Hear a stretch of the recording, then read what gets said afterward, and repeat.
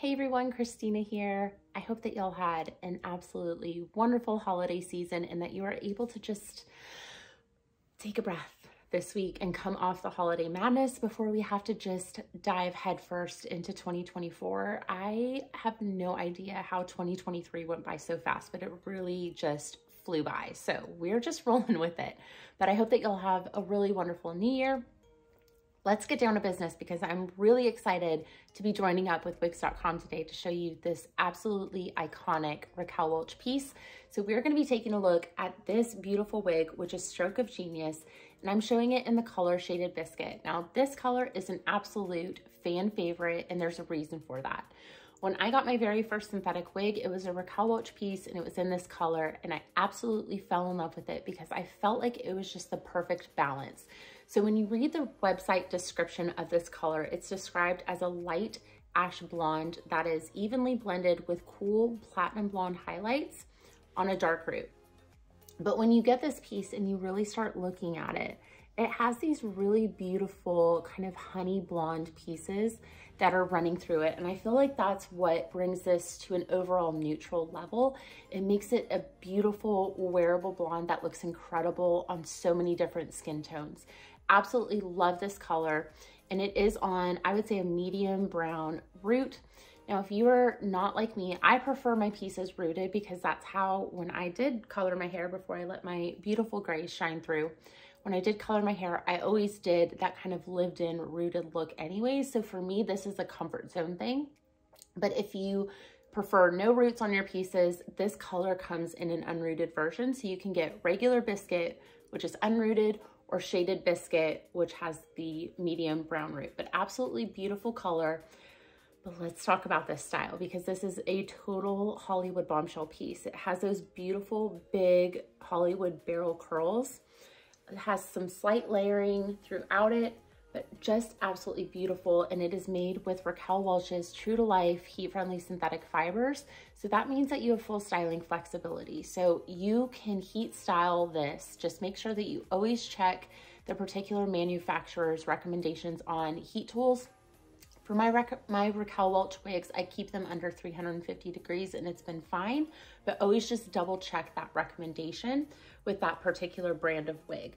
But you can straighten this, you can curl it, you can do whatever you want to it. I love heat-friendly synthetic fibers because it gives me the option to customize a wig to make it more me and how I would wear my hair.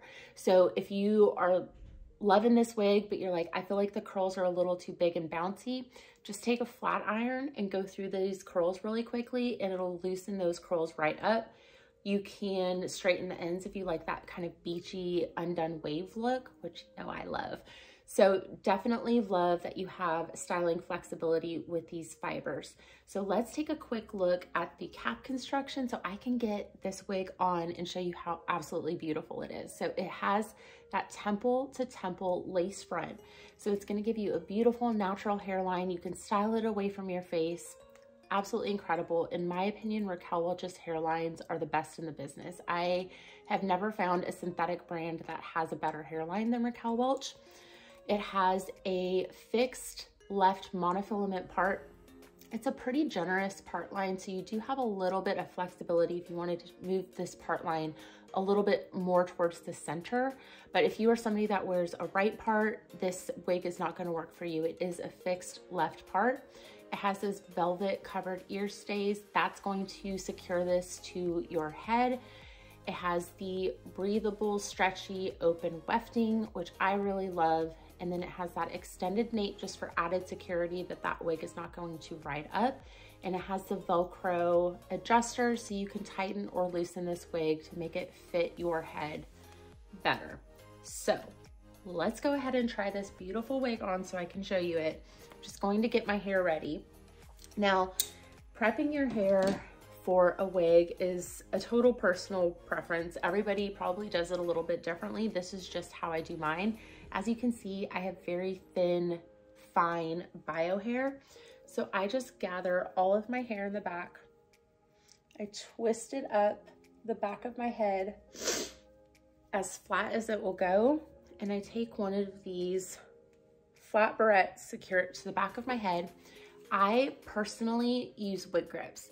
Some people like wig caps, but that is just up to you. I like the least amount of added material under my wigs, so I'm not having to deal as much with hot flashes. I suffer from hot flashes, and so not having a cap under my wig is probably a good thing, but wig grips work perfectly for me. So this is a velvet wig grip with a lace part, and this just keeps my wig in place all day. Some people can wear wigs and they don't budge on them at all. I think personally for me, because I have that really fine kind of slick bio hair, if I don't have anything on under this to secure my wig, it's going to end up riding back. But these wigs don't require any sort of adhesives or anything like that. Just go with a wig grip or something along those lines to secure it in place.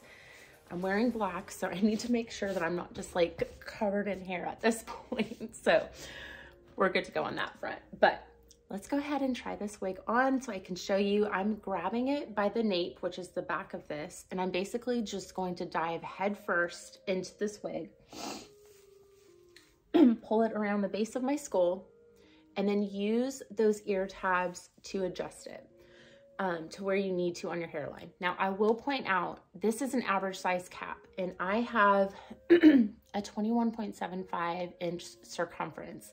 I have found that Raquel Welch wigs have always fit me the best. There are a couple of styles that I've run into that fit on the more petite side, and this is one of them. So as you can see, it's not quite covering my hairline. So I do have to kind of work with it a little bit more than my other wigs to get that coverage that I need. So just keep that in mind. If you are somebody that has on the larger side of average circumference or a large circumference, this wig may feel a little bit too snug for you. So just keep that in the back of your mind. But how beautiful is this wig? It is total glam date night hair. And I have to tell you a story. When I first tried on this wig, I was getting ready for the Raquel Welch 12 days giveaway. So I was trying this on in my bathroom, getting ready to kind of work with it. And my husband walked in on me and he just kind of took a step back and was like, whoa, Farrah, like, I really like this hair. This is date night. Like, you need to bust this out on date night. So it's husband approved in my house, but I love the supportive husband. So it is definitely glam hair. It's very voluminous, which if you like the kind of bigger hair, you're gonna love this piece.